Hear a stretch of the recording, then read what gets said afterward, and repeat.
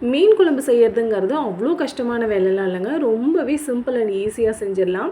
அதையும் ஆற்று மீன் வச்சு நான் செய்கிற மாதிரி செஞ்சு பாருங்கள். டேஸ்ட் கண்டிப்பாக சூப்பராக இருக்கும். கண்டிப்பாக ட்ரை பண்ணி பாருங்கள். அதுக்கு ஃபஸ்ட்டு ஒரு கடாயில் ஒரு 10 பல் பூண்டு எடுத்துக்கோங்க. தேவையான அளவு எண்ணெய் ஊற்றி அந்த பூண்டை போட்டு நல்லா வதக்கிக்கோங்க. இது வதங்கினதுக்கு அப்புறமா நீங்கள் 3 பெரிய வெங்காயம் இந்த மாதிரி கட் பண்ணி ஆட் பண்ணிக்கோங்க. சின்ன வெங்காயமாக இருந்தால் 2 கையளவு.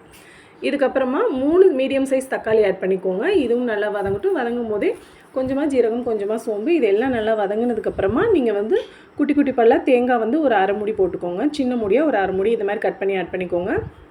இது ஆறுனதுக்கப்புறமா மிக்ஸி ஜாரில் மாற்றி பேஸ்ட்டாக அரைச்சி தனியாக எடுத்து வச்சுக்கோங்க. இதுக்கப்புறமா மறுபடியும் ஒரு கடாயில் தேவையான அளவு எண்ணெய் ஊற்றிக்கோங்க. கொஞ்சமாக ஜீரகம், கொஞ்சமாக சோம்பு, கொஞ்சமாக வெந்தயம் இது தாளிஞ்சதுக்கப்புறமா கருவேப்பிலை போட்டு தாளிச்சுக்கோங்க. இதுக்கப்புறம் நீங்கள் அரைச்சி வச்சுருக்க பேஸ்ட்டை இதோடு ஆட் பண்ணிக்கோங்க. இதுக்கு தேவையான அளவு கொஞ்சமாக தண்ணி ஊற்றி அதை அந்த பக்கம் கொதிக்கட்டும். இந்த பக்கம் புளி லெமன் சைஸை விட கொஞ்சம் ஜாஸ்தியாக புளி கரைச்சி அதோட எக்ஸ்ட்ராக்ட் எடுத்து வச்சுக்கோங்க. இது கூடவே வரமிளகாய்த்தூள், வீட்டில் நம்ம யூஸ் பண்ணுற குழம்பு மிளகாய்த்தூள், மல்லித்தூள், இதுக்கப்புறமா மஞ்சள் இது எல்லாத்தையும் சேர்த்து நல்லா கரைச்சி அதை இந்த மசாலாவோடு ஆட் பண்ணி தேவையான அளவு தண்ணி ஊற்றிக்கோங்க. இது நல்ல எண்ணெய் பிரிஞ்சு வர ஸ்டேஜ் வரைக்கும் வரணும். கொதிச்சு அதுக்கப்புறமா அந்த ஸ்டேஜில் பச்சை வாசம் போனதுக்கப்புறமா உப்பு செக் பண்ணிக்கோங்க. நான் இன்றைக்கி ஜிலேபி மீன் எடுத்திருக்கேன். ஸோ அதை இதோடு ஆட் பண்ணிக்கோங்க.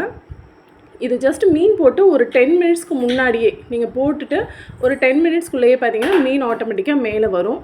அந்த கொஞ்சம் மிதங்கின மாதிரி இருக்கும். ஸோ அப்போ நீங்கள் எடுத்து பார்த்தீங்கனாலே தெரியும் மீன் அழகாக வெந்திருக்கும். ஸோ அந்த ஸ்டேஜில் ஒரு 2 மினிட்ஸ் கழிச்சு ஆஃப் பண்ணிவிட்டு ஒரு 2 ஹவர்ஸ் விட்டு சர்வ் பண்ணி பாருங்கள்.